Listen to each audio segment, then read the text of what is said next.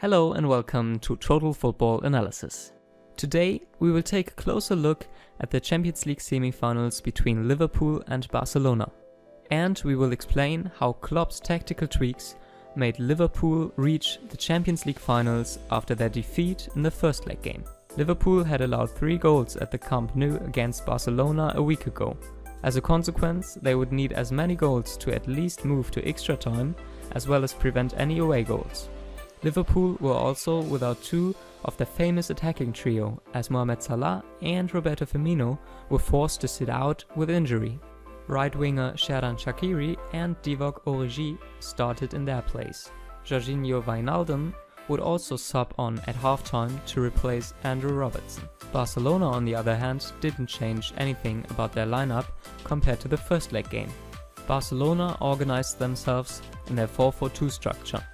The compact formation is often utilized to neutralize the opponent's build-up through the middle of the pitch. The 4-4-2 defensive shape of Barcelona limited Liverpool's possession in the middle of the pitch and forced them to play long balls. However, Barcelona's shape offered space on the wings.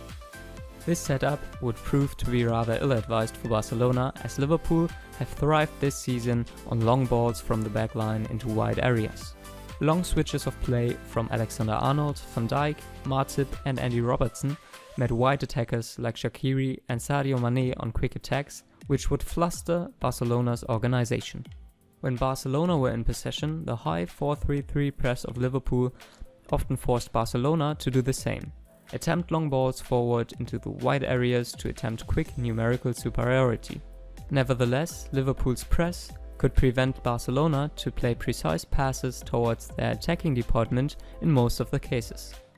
But in some situations, when Liverpool's defenders left their position in order to press Barcelona's midfielders, Valverde's side was capable of outplaying the press of Liverpool with long balls. Centre-back Van Dijk, for example, liked to move out of his position in transition moments to counter-press Barcelona.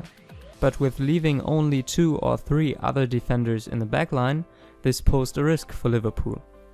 In this case, Vidal can play a diagonal ball towards Coutinho with only a few opposition defenders between the attacker and the goal. But due to the energy and discipline of Liverpool's defenders and midfielders, they were able to prevent any damage or numerical advantage for Barcelona. Barcelona were on occasion able to advance the ball early on through the midfield channels of Liverpool's press, which gave their forwards space to create attacks. These attacks were still fruitless, however, thanks to strong individual defensive plays by the centre-backs and Fabinho. The defensive midfielder specifically has established himself as a technically brilliant tackler when tracking back, and that reputation only grew with this performance. As one can see, taking a look at Fabinho's challenges, the Brazilian was instrumental in defending Barcelona's counter-attacks. He tracked back numerous times throughout the match, using his excellent technique to tackle the ball away. Last but not least, the few sequences when Barcelona were able to successfully attack the goal resulted in magnificent saves by Alisson. The goalkeeper of Liverpool made 5 saves throughout the whole game, all coming on shots inside the box. But since Barcelona's attacks were only exceptions, we will take a look at Liverpool again. The tempo of their press was even higher than the first leg, when Liverpool at times seemed slightly more timid going forward defensively. Although Liverpool lost possession 116 times, they also had 90 recoveries. As the numbers are separated into low, medium and high areas of the pitch, we can see that Liverpool's active gegenpressing led to 40 recoveries in a medium area of the pitch. One of the most essential tools in a pressing system is the ability to anticipate passes or passing options. Liverpool has mastered the passing lane press under Klopp in all areas of the pitch, and the utilization of this tactic was evident against Barcelona. In the displayed situation, for example, Mane anticipates a back pass to one of Barcelona's defenders and breaks up the passing lane. This disruption caused Liverpool's first goal only seconds later. This picture shows the first of 2 principles of the counter-pressing. As teams that press often give up space behind themselves to do so, stopping the counter-attack when you lose the ball is critical to successfully applying it. Matip can successfully stop a potentially dangerous Barcelona counterattack by noticing Coutinho's run forward and reacting to it by cutting off the passing lane between him and Suarez. The counterpressing can be an extremely difficult tactic to exploit, especially in the wide areas. In these cases, the touchline acts almost as another defender, limiting the space available to the opponent. Immediately after losing possession, Liverpool tried to counterpress Barcelona.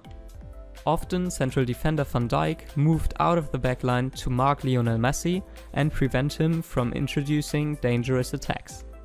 In the shown scenario, Liverpool is even able to outnumber Barcelona in a transition moment by shifting towards one side of the pitch. As a result, Van Dijk can intercept the pass outside towards the touchline.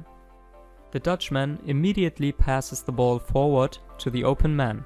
Liverpool do not only use the counterpressing as a defensive tool, but also to initiate many of their attacks. Liverpool continued their high press with the help of forward-moving fullbacks. In this situation, Alexander-Arnold can regain possession for Liverpool. While the right back moves up the line in possession, Wijnaldum and Mané move forward in the center and thereby force Barcelona's lines back.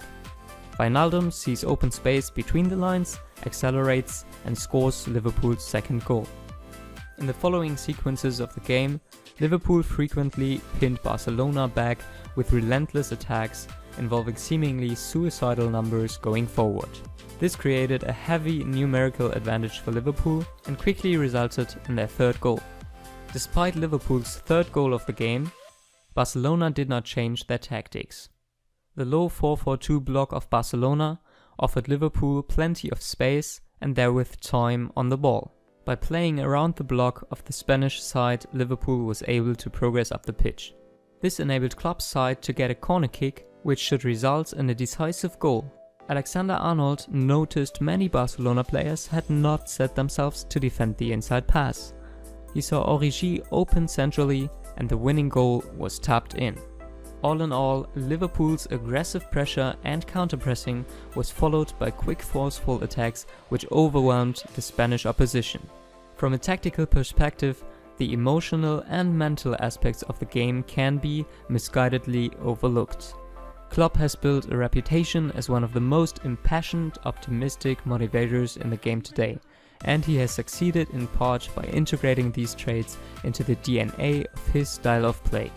Liverpool deserved to reach the Champions League final and now face Tottenham Hotspurs.